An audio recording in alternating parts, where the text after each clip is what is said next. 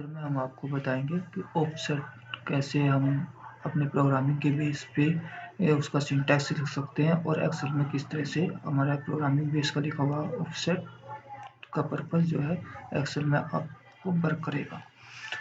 Programming का लिखा हुआ ऑफसेट आपके एक्सेल में किस तरह से वर्क करेगा वो आज के लेक्चर में आप सीखोगे।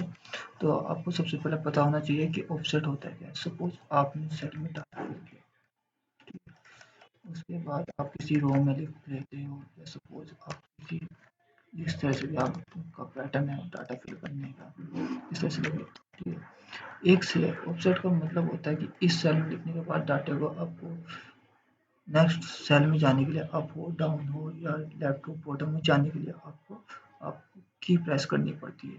ठीक है, लेफ्ट जाने के लिए मैंने अपना सपोज मेरे राइट जाने के लिए मैंने राइट की दबाई, डाउन जाने के लिए डाउन की दबाई, लेफ्ट जाने के लिए लेफ्ट की दबाई, अप जाने के लिए अप की दबाई। आपको ये की ना दबाने की वजह से की ना प्रेस करने के बेसिस पे आपको प्रोग्रामिंग बेस पे आपको जंप कराना है।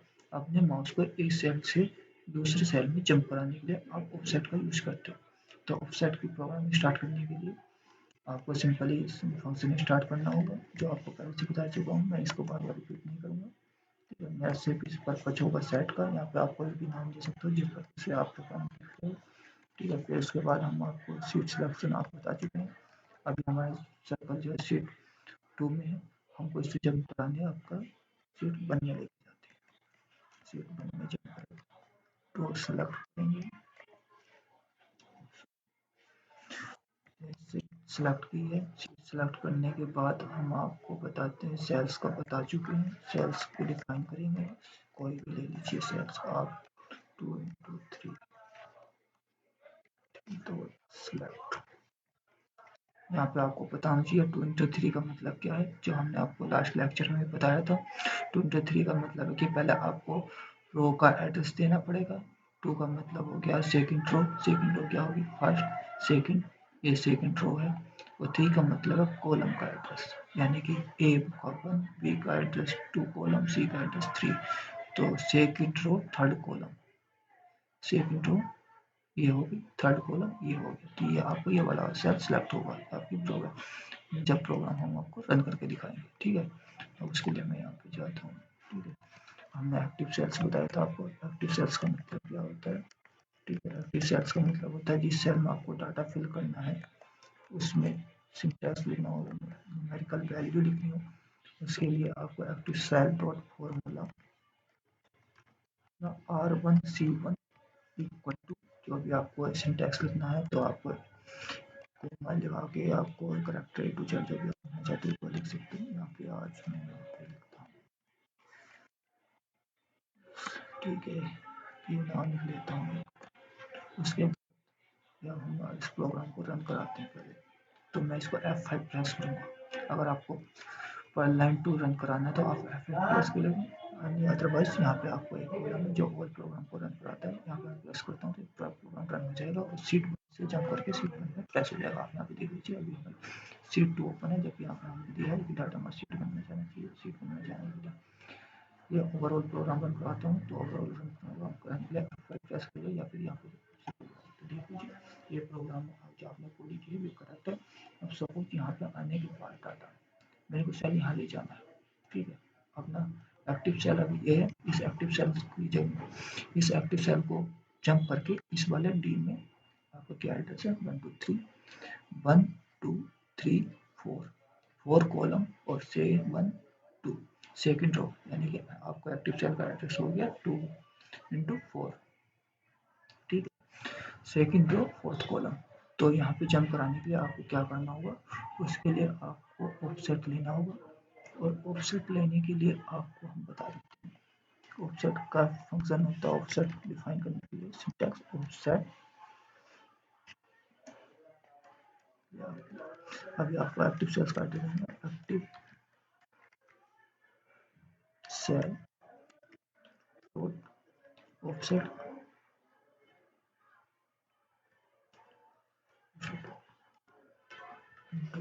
अगर आपको यहाँ ऑफसेट का मतलब हो गया अभी आपको कहाँ से स्टार्ट करना है। सपोज आपका भी यहाँ पे था, ठीक है, जो आपने सेल का डिफाइन एड्रेस दिया था वो 2 2 3 था।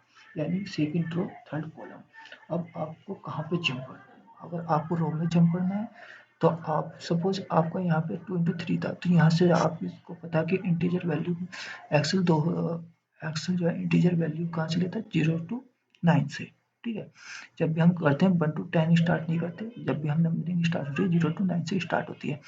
तो जहाँ पे आपका लास्ट सर्कल पॉइंट था, आपका लास्ट सेल पॉइंट था, सपोज यहाँ पे पॉइंट था, तो इस सेल को ये जीरो लेके काउंट करता है, 1 लेके काउंट नहीं करता है, इसको 0 लेके काउंट करता है।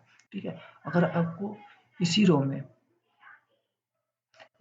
जंप करना है तो हमें आपको दिखा बताया था, इस तरह से जाते हैं यहाँ पर रो ऑफसेट और कॉलम ऑफसेट।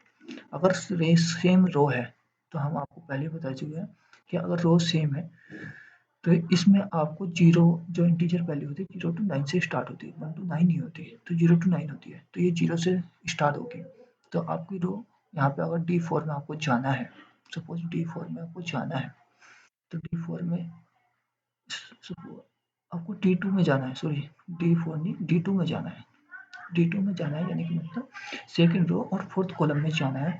तो उसके लिए आपको रो तो आपकी 0 रहेगी, रो तो आपने जंप नहीं करी, तो रो अगर जंप नहीं करते हो सेम रो में ही आपको जाना है, एक्टिव सेल्स का आपको एक प्लेस से सेम रो में ही जंप कराना है। तो यहाँ पे आप रो के ऑफसेट में आप 0 वैल्यू पुट करोगे और अब आता है कॉलम ऑफसेट। कॉलम ऑफसेट में क्या है कि आप अभी C3 थर्ड कॉलम में थे और फोर्थ कॉलम में जाना है, तो आप एक कॉलम जंप कर रहे हो, तो एक कॉलम जंप कर रहे हो तो उसके लिए आपको 1 एड्रेस देना होगा और ब्रैकेट क्लोज डॉट सेलेक्ट। इस सिंटैक्स के लिए अब मैं आपको पर लाइन रन करा के दिखाता हूँ कैसे ये रीड करेगा और फंक्शन आपको विजिबल कराएगा एरर और करेक्ट के लिए। तो F8 देखिए सीट 1 में पहले सी थे, सेल में हम पहले सी थे, वहाँ पे भी यहाँ पे मैं सिंटैक्स आपके अकॉर्डिंग जो हमने अपना करेक्टर दिया था वो पहले से मीन से सेट करेंगे। F8 देखिए ये जंप कर गया। ठीक है, अब सपोज इस सेल्स के बाद मुझे फिर से जंप कराना है, तो उसके लिए मैं फिर से लिखूंगा एक्टिव सेल डॉट ऑफसेट। और सपोज अब मुझे एक रो डाउन, ये सपोज मैं मतलब एक रो डाउन और सेम कॉलम, ठीक है, एक रो डाउन और सेम कॉलम। तो उसके लिए हम आपको पहले बता देंगे और रो सेम हो या कॉलम सेम हो, ठीक है, उसके लिए आपको 0 देना हो पड़ेगा। और जैसे ही आप रो चेंज करोगे या कॉलम चेंज करोगे अपने लास्ट सेल से, उसके लिए आप जितने भी जंप करते हो उसके अकॉर्डिंग बेस पे, अगर रो सेम है और रो कॉलम है जंप करने वाले सेल्स का, तो उसके इंडेक्स में आपको 0 लेना होगा। अगर जंप कराते हो तो उसके एड्रेस पे आपको जितना एड्रेस जंप करा रहे हो, जितने सेल जंप करा रहे हो उतने एड्रेस की इंटीजर वैल्यू आपको पुट करनी होगी। तो यहाँ पे मैं कॉलम सेम रखूंगा और एक रो जंप कराऊंगा, यानी कि मैं यहाँ पे लेके जाता हूँ इसको D3 में। ठीक है, D3 में जंप कराने के लिए मेरी यहाँ पे कॉलम सेम है लेकिन रो चेंज हो रही है, तो पहले हम एड्रेस देते हैं रो का, तो मैंने एक रो जंप करानी है और कॉलम मेरा सेम रहेगा। ठीक है, D3 में जाने के लिए ब्रैकेट क्लोज डॉट सेलेक्ट। अब मैं आपको प्रोग्राम रन करके दिखाता हूँ। स्टार्टिंग से प्रोग्राम को रन करते हैं F8 के बेस पे, F8 F8 आपका यहाँ तक तो सेम रहेगा, एक्टिव सेल डॉट ऑफसेट 02 में सेलेक्ट तक। उसके बाद हमने अपना एक सिंटैक्स और ऐड किया जिसे लिखता है active cell dot offset bracket 1, 0 dot select. जैसे हम इसको F8 से रन कराएंगे, देख लीजिए अभी आपको ये लास्ट सेल जो हमने लास्ट अभी बताया था आपको, उसमें आपको ये विजिबल करा चुका है। ठीक है, इसके बाद देखिए ये जंप करा के D3 में आपका सेल जंप कर चुका है। सपोज इसी तरह से अगर हम एक लाइन और ऐड करते हैं एक्टिव सेल डॉट ऑफसेट, मैं इस तरह से आपको बार बार लिख के दिखा रहा हूँ जिससे आपको कोई कंफ्यूजन ना हो और आपको कॉन्सेप्ट क्लियरली समझ में आ जाए। अब मैं इसको 1 2 3 सपोज मैं D6 मतलब अभी 6 रो में और ई मैं इसको सेल्स को 6 कॉलम और रो आपकी 1 2 3 4 5 6, ठीक है, लार्ज सेल आपका, चलो इसको पहले हटा देते हैं, आपको लार्ज सेल की लोकेशन दिखा देते हैं बाई मिस्टेक में से, क्योंकि लार्ज सेल की आपको लोकेशन दिखाने के लिए मैं यह कर देता हूँ। ठीक है, लार्ज सेल की लोकेशन ये है। अब मैं आपको बताना चाहता कि मुझे अगर सेल यहाँ पे जंप कराना है, आपको A1, B का एड्रेस 2, C का एड्रेस 3, D का एड्रेस 4, E का एड्रेस 5, 5 कॉलम में और 6 रो में। ठीक है, तो उसके लिए मुझे क्या करना होगा, यहाँ पे आपको लिख देता हूँ, सिंटैक्स सेम ही होगा, सिर्फ आपको वैल्यू चेंज करनी है, एड्रेस चेंज करना है। तो मैं यहाँ से कंट्रोल सी करके नेक्स्ट वाली लाइन पे कंट्रोल बी कर देता हूँ, मुझे यहाँ पे वैल्यू चेंज करनी है। सपोज मुझे यहाँ पे लाना है सर्कल, ठीक है, जो इसका एड्रेस होगा E6, तो लास्ट सेल एक्टिव सेल क्या हमारा ये, तो यहाँ से जंप करने के लिए जिसका वो है 3, तो यहाँ पे 0 एड्रेस होगा, इसके बाद 1 2 3, 3 से 6 में आने के लिए 3 रो ही जंप करानी है, तो यहाँ पे 3 लिखूंगा। ठीक है, इसके बाद हम कॉलम कितना जंप कर रहे हैं, 1, तो 1 कॉलम जंप करने के लिए हमारा सेल क्या होगा 1। तो इसके बेस पे, इस सिंटैक्स के बेस पे आपको माउस कहाँ आना चाहिए, आपका जो एक्टिव सेल्स जो विजिबल होना चाहिए, ये होना चाहिए 1, आपके पास रो कितनी है 3 रो जंप करना चाहिए, तो 0 तो यहाँ से है 1 2 3 6 रो, और आपका कॉलम 1 कॉलम 1 2 3 3 6 रो 1 कॉलम, तो आपको यहाँ पे एड्रेस होना चाहिए जो आपका होगा E6।